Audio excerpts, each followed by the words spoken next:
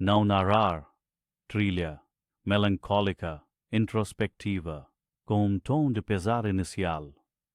The chill of a late autumn morning always seemed to find its way into my bones these days. A familiar ache, much like the one that had settled in my heart, permanent and unwelcome. I remember that Tuesday clearly. The sky was an unforgiving grey, mirroring the weight I carried, a quiet dread that had slowly seeped into my life since Robert passed.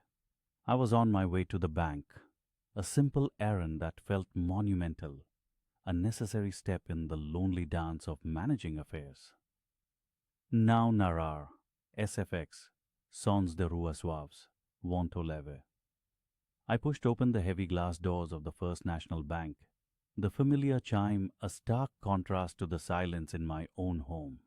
It was the branch just a few blocks from my apartment, the one I'd used for decades, the one where, ironically, my own granddaughter Clara had recently landed a job.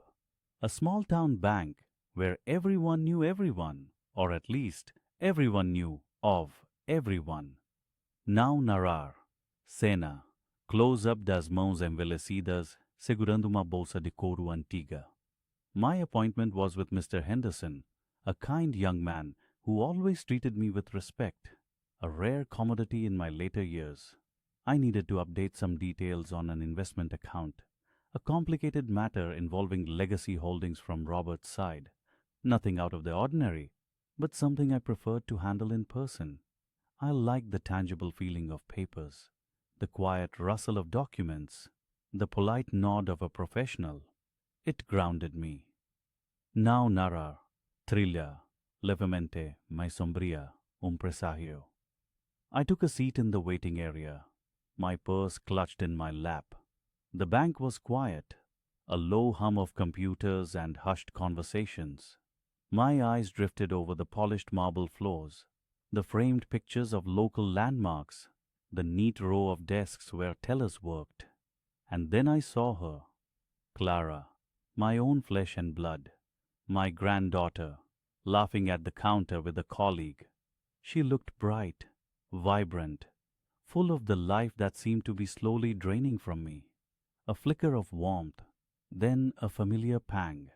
We hadn't been close in years, not since her mother, my daughter, had started to see me as little more than a burden, a source of potential inheritance, rather than a person.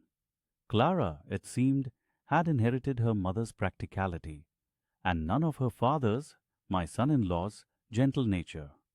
Now narrar, SFX, Telefone de Banco, toca suavemente ao fundo. My name was called. Mrs. Eleanor Vance? Mr. Henderson's voice was soft. I stood, a little slower than I used to, and walked towards his desk. We exchanged pleasantries, and I began to explain the details of my visit. It was a simple request concerning the beneficiaries of a particular fund. So, the update is to ensure the funds are distributed directly to the charities specified in the trust, not through the estate, I clarified, making sure my voice was steady. Robert and I set that up years ago. Just want to confirm it's still airtight. Mr. Henderson nodded, typing on his keyboard. Yes, Mrs. Vance, I see the details here. It's a straightforward amendment, easily done. Now narrar, trilha, pausa tensa, preparando para o climax. That's when I heard it, a voice, sharp and dismissive, from just behind me. Grandma, what are you doing here? It was Clara. She had walked over from her counter, a forced smile on her face that didn't quite reach her eyes. She usually avoided me, preferring to send curt texts or just ignore my calls. Her presence, so close, felt like a violation. I'm speaking with Mr. Henderson about my accounts, dear, I replied, trying to maintain a civil tone. I could feel the eyes of other customers, of Clara's colleagues, on us. The air in the bank seemed to thicken. Clara turned to Mr. Henderson, her smile dropping slightly, replaced by an expression of mock concern. Mr. Henderson, forgive me, but is everything all right? Grandma has been a little forgetful lately. and confused. Now narar, SFX, batida, fraca do coração. My blood ran cold. The words hung in the air, heavy and poisonous, forgetful, confused. She said it loud enough for anyone nearby to hear. A public indictment of my mental state, right here, in the middle of a bank. My own granddaughter. Mr. Henderson shifted uncomfortably in his seat. He looked from Clara to me, his professional demeanor struggling to mask his embarrassment. Miss Vance, your grandmother is perfectly lucid. We're just discussing a routine account update. Oh, really? Clara's tone was condescending, her gaze fixed on me with a pitying smirk. Because last week she called me twice asking about a bill she'd already paid. And she often mixes up dates. Are you sure she understands what she's signing? She implied it rather than stated it. The insinuation was clear. I was senile, incapable, a doddering old woman ripe for exploitation, or worse, for having her autonomy stripped away. It was a dagger, twisted deep. My hands began to tremble, but I clasped them tightly in my lap, refusing to show her the impact of her cruelty. My face, I hoped, remained impassive, but inside, a fire sparked, a slow burn that had been dormant for too long. Now narrar, Sina, close-up do rosto do narrador, olhos fixos, expressão endurecida. Mr. Henderson, bless his heart, cleared his throat. Miss Vance, with all due respect, Mrs. Eleanor Vance is a long-standing and valued client. She is fully capable of managing her affairs. He gave me a reassuring glance, but the damage was done. The humiliation had been delivered, precisely and publicly, by my own flesh and blood. I looked at Clara, really looked at her, her perfectly coiffed hair, her tailored suit, the confident glint in her eyes. She wasn't trying to help me. She was trying to undermine me, to discredit me, to make me seem incompetent in front of a bank official, perhaps to lay groundwork for something darker, for control, for my money. The thought made me sick. Não narrar, trilha, aumenta a intensidade, mas permanece contida, de raiva fria. I closed my eyes for a brief moment, breathing in the sterile air of the bank, trying to calm the tremor in my voice. When I opened them, my gaze was fixed on Clara. "Thank you for your concern, dear," I said, my voice unnervingly steady. "But I assure you, my mind is as sharp as it ever was, perhaps even sharper." I turned back to Mr. Henderson, ignoring Clara completely. "Please, Mr. Henderson, let's continue. I have a few other details I'd like to review, concerning the lease on the building, specifically." Clara's smirk faltered slightly at the mention of the building lease. She was one of the younger employees. She wouldn't know the full history. No one at the bank, apart from a few senior managers, likely knew the history. A secret I had kept for decades. A quiet pride. "No narrar, aí estás SFX. Som de cliques de teclado suave." Mr. Henderson, sensing the shift in my tone, opened another file on his computer. "Ah, yes, the building lease.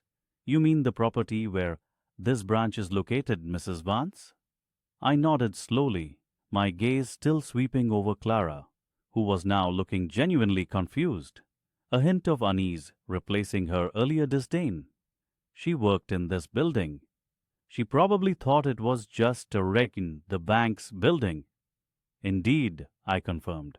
"I own this building, or rather, the trust that Robert and I established owns it. It's been leased to First National for over 50 years. Não narrar. Sina. Clara, em segundo plano, com a boca ligeiramente aberta de choque. O narrador olha para ela, brilho de determinação nos olhos. Clara's face went white. The color drained from her cheeks, and her jaw dropped just a fraction. The confident young woman who had just publicly humiliated me now looked like a child caught stealing a cookie. The realization hitting her like a cold wave. Her grandmother, The confused old woman held the reins to her very workplace. She said nothing, just stared, her eyes wide with a mixture of shock and dawning horror. She hadn't known. Of course, she hadn't. It wasn't something I flaunted. It was simply part of the foundation of Robert's legacy, managed quietly, diligently. I am considering my options regarding the property, I continued, my voice now laced with an edge I hadn't used in years. A resolve hardened in my heart, sharp and unyielding. I believe it's time for a change. Não narrar. Trilha. Muda para tom mais determinado, com sublinhado de poder latente. The rest of the conversation with Mr. Henderson passed in a blur of professional courtesy. Clara retreated, disappearing back to her counter. But I could feel her eyes on my back, a burning sensation. I left the bank that day, not as a humiliated elder, but as a woman reborn, stripped of her complacency. The incident with Clara had not broken me. It had forged me anew. As I walked out into the grey autumn day, the chill in the air no longer bothered me. It felt bracing, invigorating. That day, right there, under the fluorescent lights of the First National Bank, I knew what I had to do. I had to reclaim my dignity, not just for myself, but for every elder who had ever been dismissed, undermined, and disrespected. And the first step, I decided with absolute certainty, would be to sell the very building where Clara Vance, my ungrateful granddaughter, earned her living. Não narrar. SFX. Passos firmes do narrador se afastando, som de uma porta fechando com clique final. The wheels were already turning. The contracts, the lawyers, the quiet inquiries.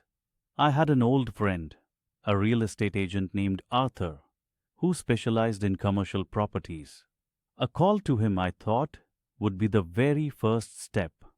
And I wouldn't tell a soul. Not yet. Let Clara live in blissful ignorance for a little while longer. The surprise, I decided, would be all the more impactful. Não narrar. Trilha. Aumenta em intensidade e mistério, com uma nota de antecipação e poder contido, desvanecendo lentamente. Não narrar. Trilha. Baixa, melancólica, com tons de determinação subindo gradualmente. The world outside the bank's heavy glass doors felt suddenly sharper, colder. The bustling street, the honking taxis, the indifferent faces rushing past. It all seemed to mock the seismic shift that had just occurred within me. My granddaughter, Lily, my sweet, bright Lily, her voice, so calm, so clinical, telling a stranger I wasn't quite all there. The words echoed in my ears, a cruel bell tolling the end of an era.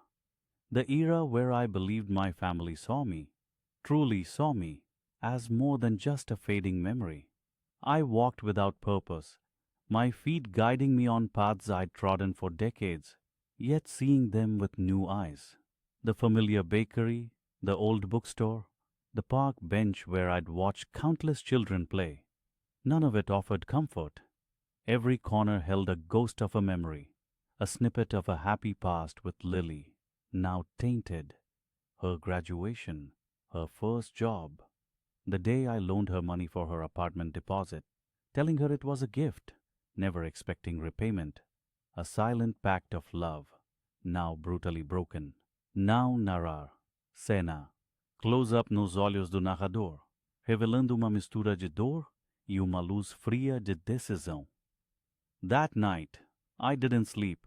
The hum of the refrigerator, the distant sirens, the rhythmic ticking of the antique clock in the hall, they were all too loud, filling the void that Lily's betrayal had created. I lay in the darkness, replaying the scene, the teller's polite but concerned expression, Lily's knowing glance at the manager, as if she were protecting me from myself. The subtle tightening in my chest wasn't just pain. It was a furious, slow burn of indignation. It wasn't just the public humiliation. It was the audacity, the presumption, The ease with which she had dismissed my mind, my autonomy, my very being. Was this how she truly saw me? A doddering old woman to be managed, to be guided, to be quietly pushed aside? My own granddaughter, the one I had poured so much into, the one I had dreamed of leaving a legacy for. Now narrar, thriller, a música se torna mais contemplativa, ligeiramente tensa. A lifetime of quiet strength, of building, of providing, seemed to crumble in that moment. I remembered my late husband Arthur, a man of few words but immense principle. Never let anyone doubt your worth, dear, he used to say, his hand warm over mine. Especially not family. You deserve respect. If Arthur were here, he'd be furious. He'd tell me to stand tall, to demand my due. And then another memory surfaced, sharper, colder. A Sunday lunch a few months ago. Lily, casually mentioning her ambition to rise within the bank, how much she loved her job, the opportunities it presented. She even joked about hoping the branch never closed because it was such a prime location. A prime location, my prime location. The building she worked in, the one I owned, the one my father had bought, and his father before him. Now narrar. Cena. O narrador se levanta da cama, caminha até a janela, olhando para a noite. Sua expressão é de concentração e quietude. A flicker, a tiny spark in the darkness of my hurt. It wasn't a desire for revenge, not truly. It was a primal urge for self-preservation, a need to reaffirm my own existence, my own capacity, my own power. If my mind was truly failing, as Lily so subtly implied, then perhaps it was time to make decisions that only a fully capable mind could conceive, decisions that would leave no doubt about my sharpness. I got out of bed, the floorboards cool beneath my bare feet. I walked to my study, the room filled with the scent of old books and Arthur's pipe tobacco. I turned on the small lamp on my desk, its glow illuminating the piles of papers, the neatly organized files. Among them, a thick folder labeled Commercial Property. Inside, the deeds, the lease agreements, the maintenance records for the building on Elm Street, the bank branch building. Now narrar. SFX. Folhas de papel virando suavemente. I opened the folder. The current lease agreement with the bank was there, signed years ago, with years still left on it. But there were clauses. Always clauses. Clauses for early termination under specific conditions. Clauses for sale of the property. Clauses that gave me, the owner, significant leverage. I read through the dense legal jargon, my eyes scanning, processing, understanding. Every word was clear. Every term was comprehensible. My mind was not failing. It was sharpening. The thought began as a whisper, a nascent idea born of pain and defiance. What if? What if I explored my options?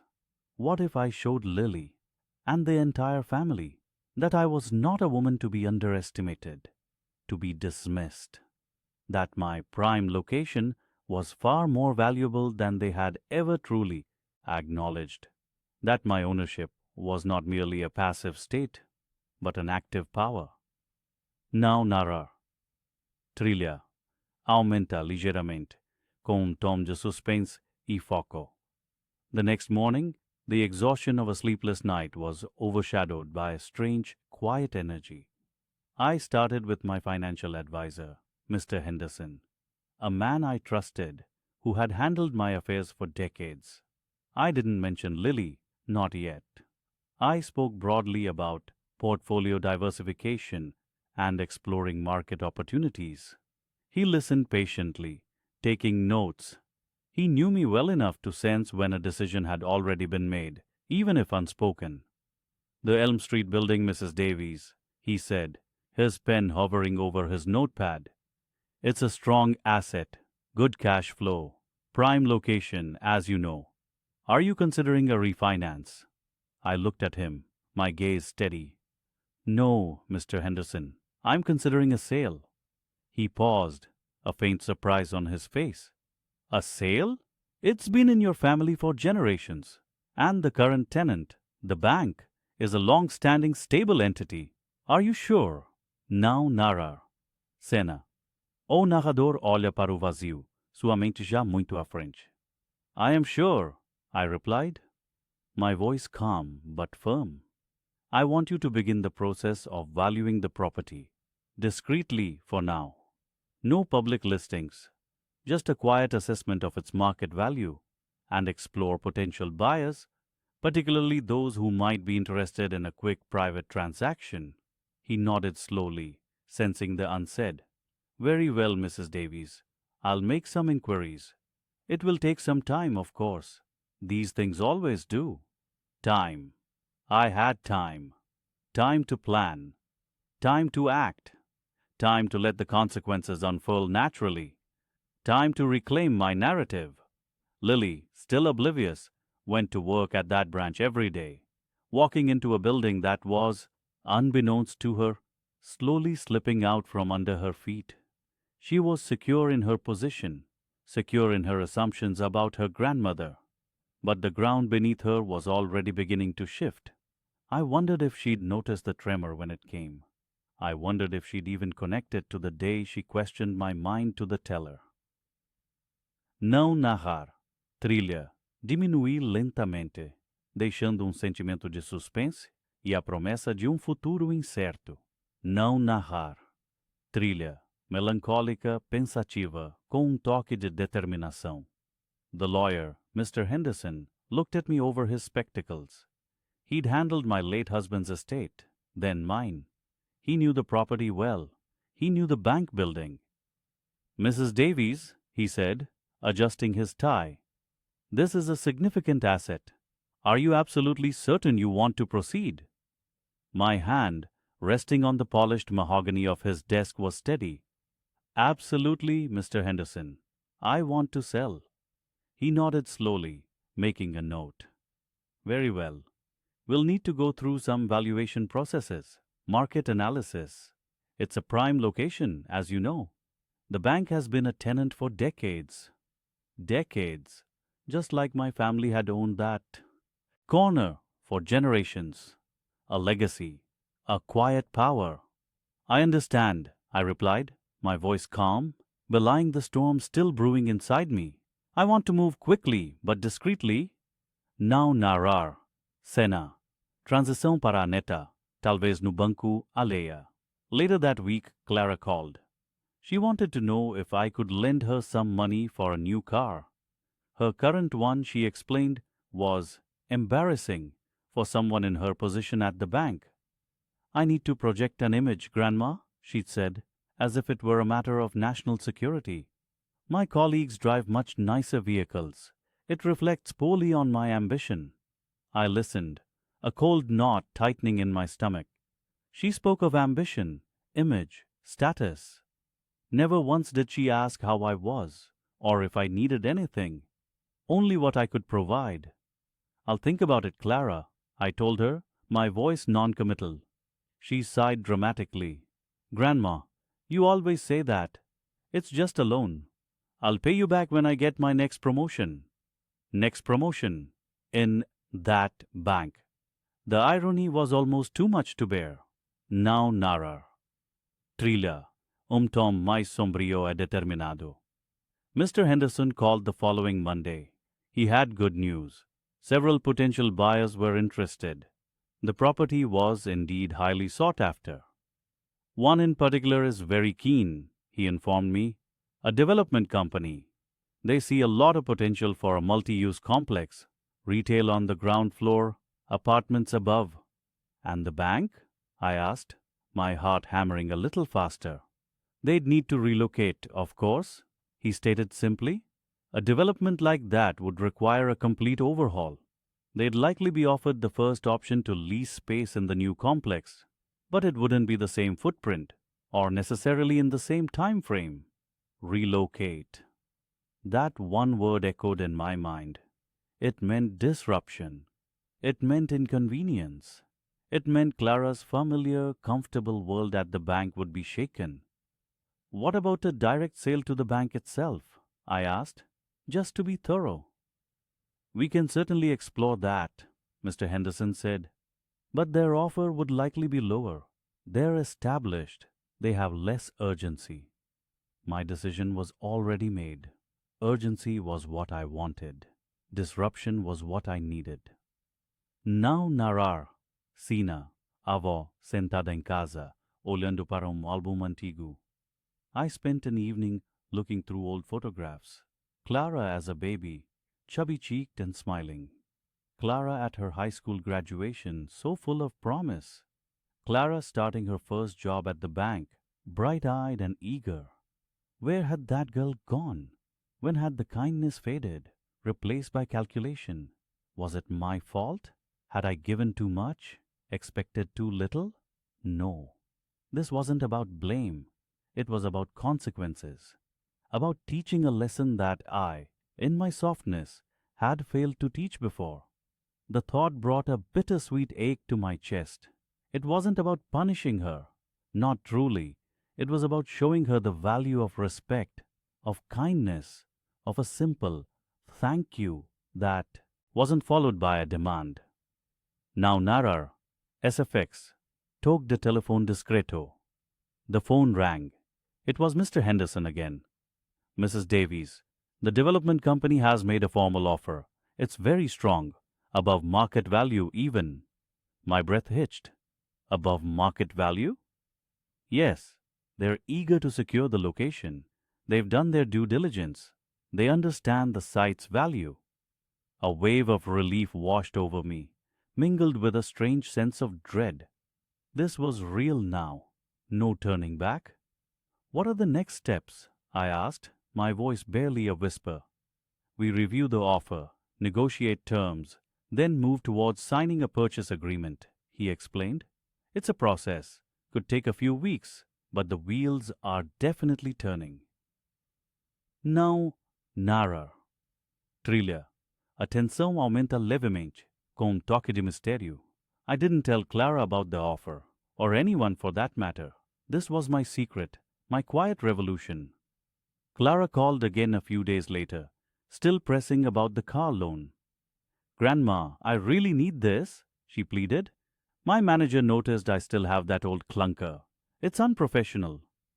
I see, I said, picturing her face, full of self-importance, oblivious. Tell me, Clara, how are things at the bank otherwise? Any big news? She laughed, a dismissive sound. No, Grandma, just the usual. Busy, busy, always dealing with new regulations, new systems. Oh, and they're talking about renovations for the lobby next year. You know, to modernize the branch. Renovations. Modernizing. My building. The audacity. She had no idea the ground was shifting beneath her feet. That sounds interesting, I managed to say. Well, darling, I'm a bit busy now. I'll call you later about the car. I hung up, a fresh surge of determination flowing through me. Renovations, indeed. Not in my building. Não narrar. Cena. Close-up em documentos.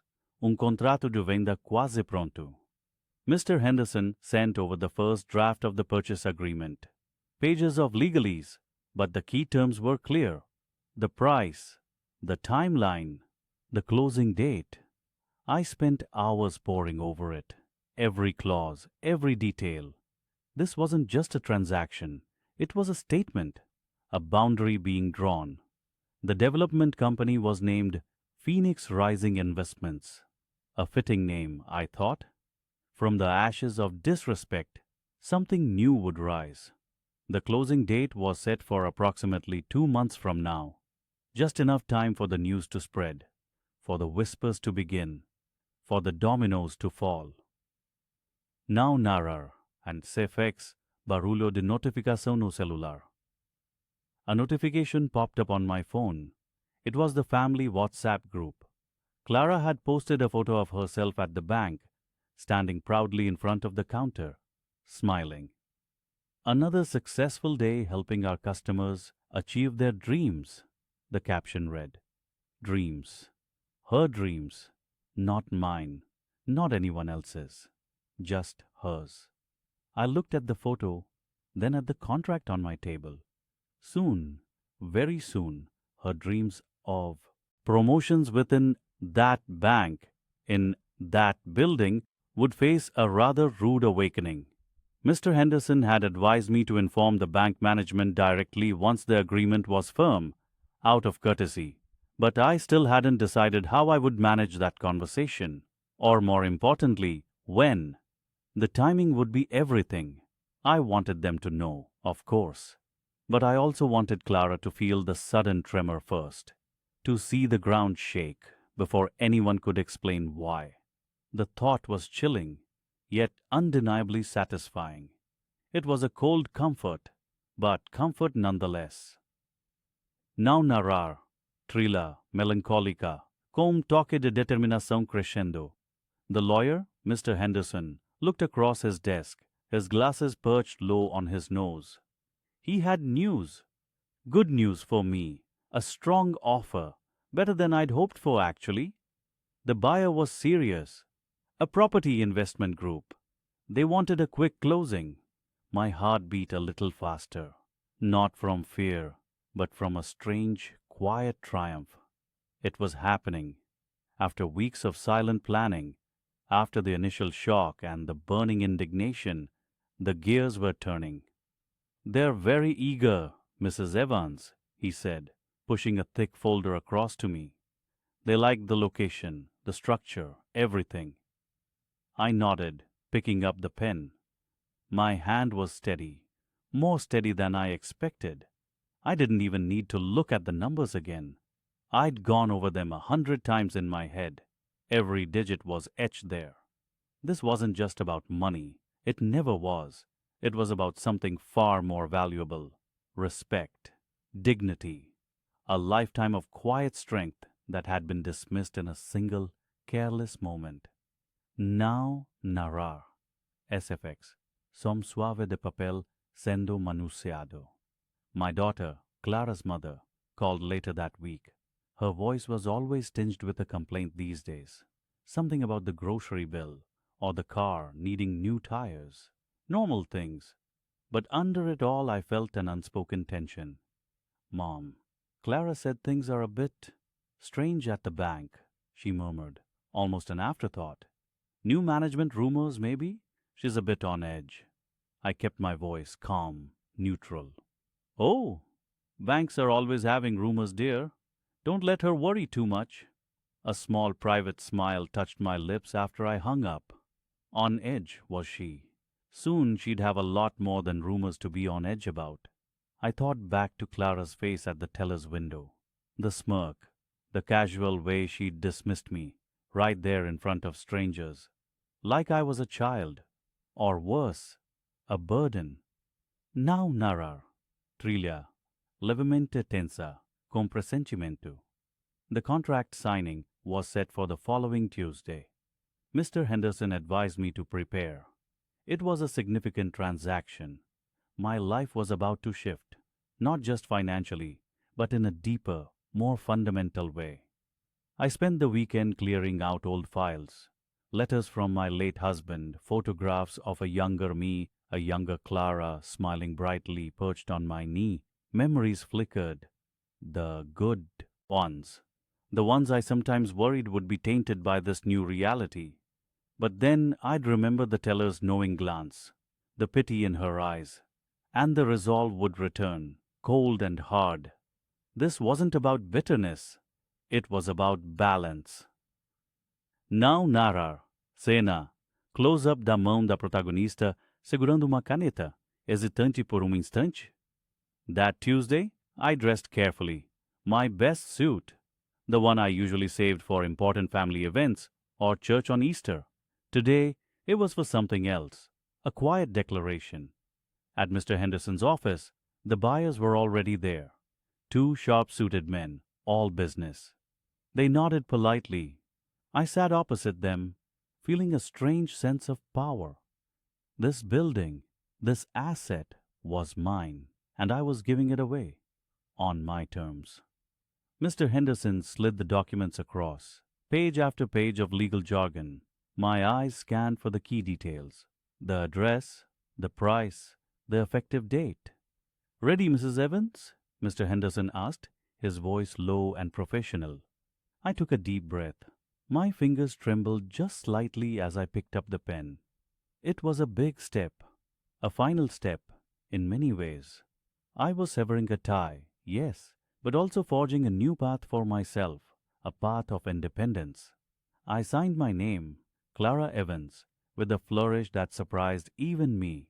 It felt definitive, powerful. Done. Now narrar. SFX, som nitido de caneta no papel. The gentleman across the table offered firm handshakes, congratulated me. I smiled. A genuine smile this time, not a forced one. The money would be transferred within 48 hours. The new owners would begin their transition process immediately. They mentioned their plans: a renovation, a new purpose for the building. They wanted to revitalize the area. My old bank, the one Clara worked in, would have to find a new location or close its branch. "We'll be serving the formal notice to the current tenants this afternoon," one of them stated, almost casually. "Standard procedure." My heart gave a little lurch. This afternoon, the notification. Clara would know. The bank itself would know. The dominoes, set so carefully, were finally falling. I imagined the scene: the manager receiving the letter, the whispers spreading through the branch like wildfire, Clara at her desk, blissfully unaware of the seismic shift about to occur beneath her feet. Now narrar. Trilha, aumentando a tensão e o mistério. I drove home slowly, the weight of the signed papers, the finality of it all, settling over me. The feeling wasn't exactly joy. It was more like an exhale, a release of years of unspoken expectations, of silent slights. My phone buzzed. It was Clara, a text message. "Grandma, just checking in. You okay? Haven't heard from you much lately." I stared at the words. She had no idea. The thought was both sobering and strangely satisfying. She was reaching out, finally, but it was too late. The die was cast. The future, hers and mine, was already written. The bank, her safe little world, was about to be turned upside down, and she wouldn't even know it was me, her supposedly senile grandmother, who held the strings. Not yet, but soon, very soon, the truth would unravel itself, and then she would understand. The final papers were signed with a quiet click of the pen. The lawyer, a kind woman named Mrs. Davies, offered a gentle smile. "It's done," she said. "The new owners will take possession next month. A very smooth transaction, considering the size." Now, narrar. Trilha, leve e melancólica, mas com um toque de resolução. I simply nodded, a strange mix of relief and melancholy washing over me. Relief because the decision, once so heavy, now felt right. Melancholy for the shattered illusion of family, the trust that had crumbled. But above all, a quiet sense of justice. It wasn't about revenge. It was about respect. It was about showing that an old man's mind, though perhaps slower, was far from gone. Sarah remained oblivious. I saw her at Sunday lunch just 2 weeks before the official handover. She chatted brightly about her latest promotion, about how indispensable she was at her bank branch. She even mentioned a new strategy meeting for the upcoming quarter, completely unaware that the ground beneath her feet was about to shift. She never looked at me, not truly. Her eyes always seemed to skate past, dismissing me as part of the furniture. My presence was simply background noise in her ambitious life.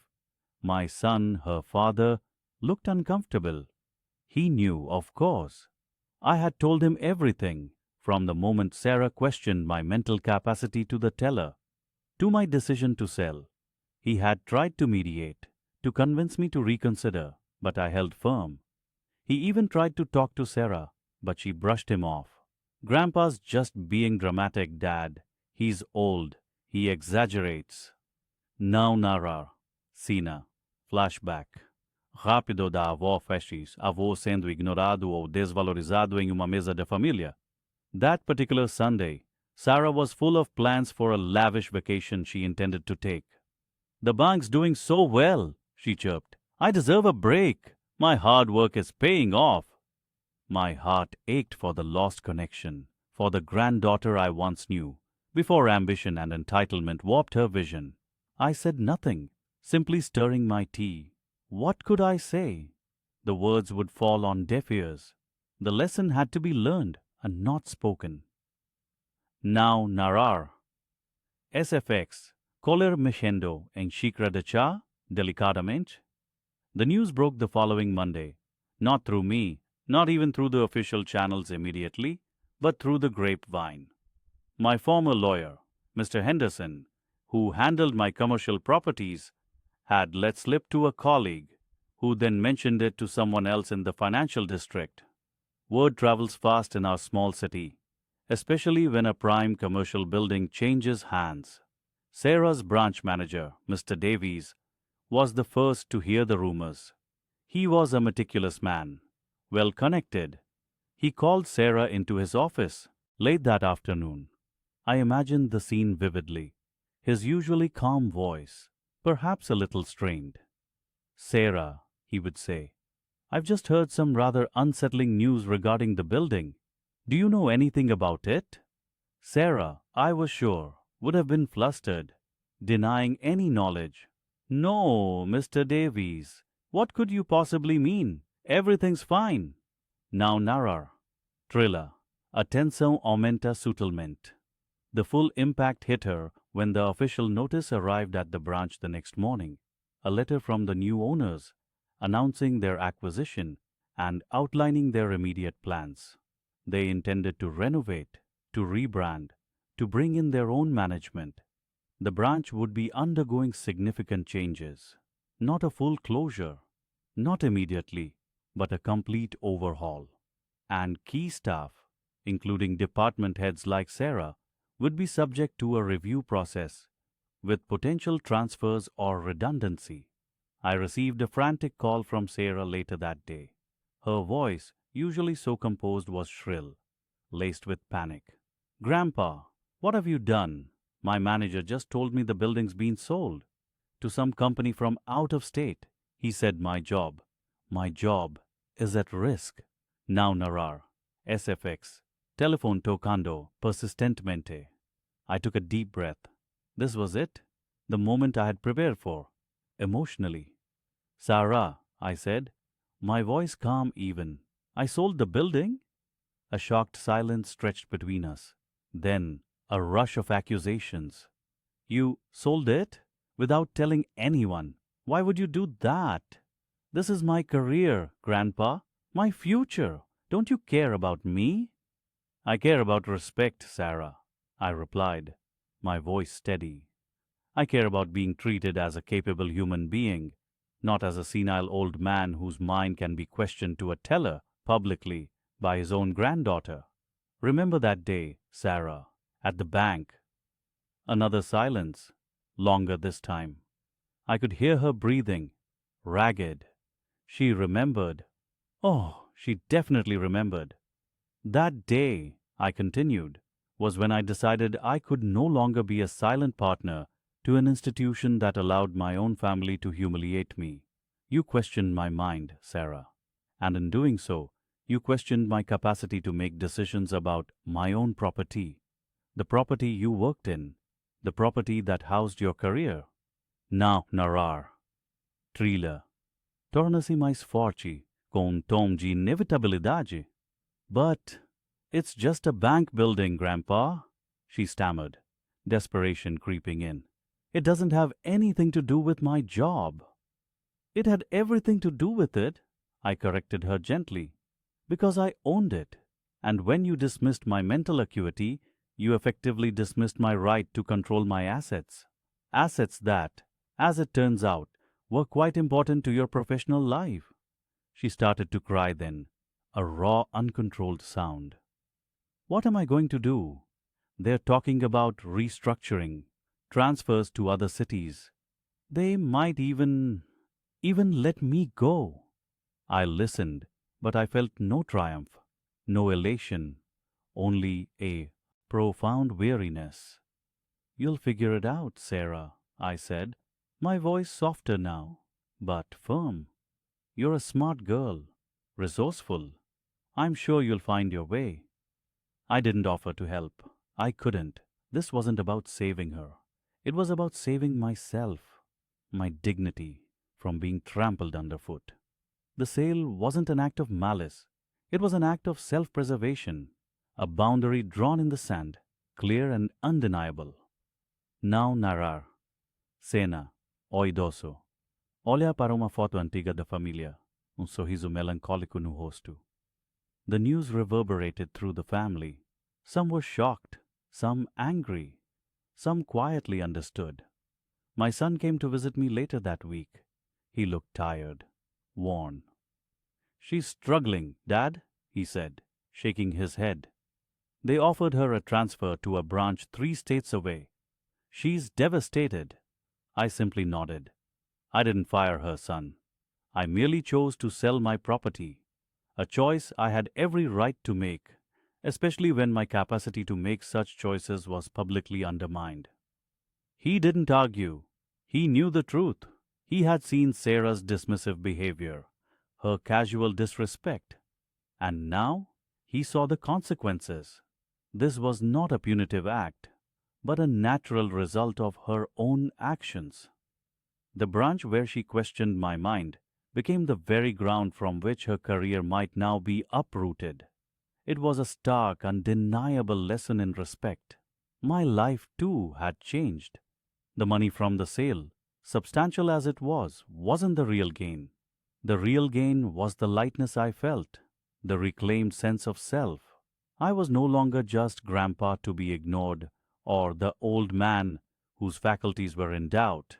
I was a man who still had agency, who could still make significant decisions, and who would not tolerate being disrespected. I finally had peace. Now narar, trilha, a música se torna mais suave, sentimento de paz e resolução. Sarah eventually took the transfer. I heard she struggled to adjust, that the new city was lonely, the new position less prestigious.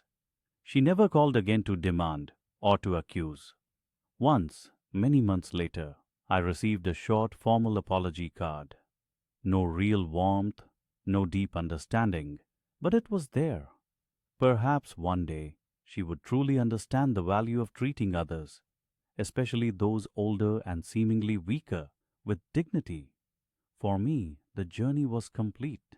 I had faced humiliation, made a difficult decision, and found a quiet, powerful justice. My mind was sharp enough, after all, to reshape not only my own future, but hers as well. It was a lesson for us all. Never underestimate the quiet strength of an elder, and never, ever question their mind without expecting the world to shift beneath your feet. Now narar, trilha, música final, emotiva, e inspiradora. This story, like so many others, reminds us that dignity is not given, but earned, and sometimes forcefully reclaimed. If you've ever felt unseen, unheard, or disrespected, know that your voice and your agency still matter. Now narar, trilha, fades slightly to allow for clear speech. If this story resonated with you, please consider giving it a like. Your support helps bring more of these vital stories to light. I'd love to hear your thoughts. Have you ever had to reclaim your dignity in an unexpected way? Share your experiences in the comments below. And if you believe in the power of these tales, subscribe to our channel to join a community that celebrates the wisdom and resilience of elders. Until next time, stay strong and remember your worth.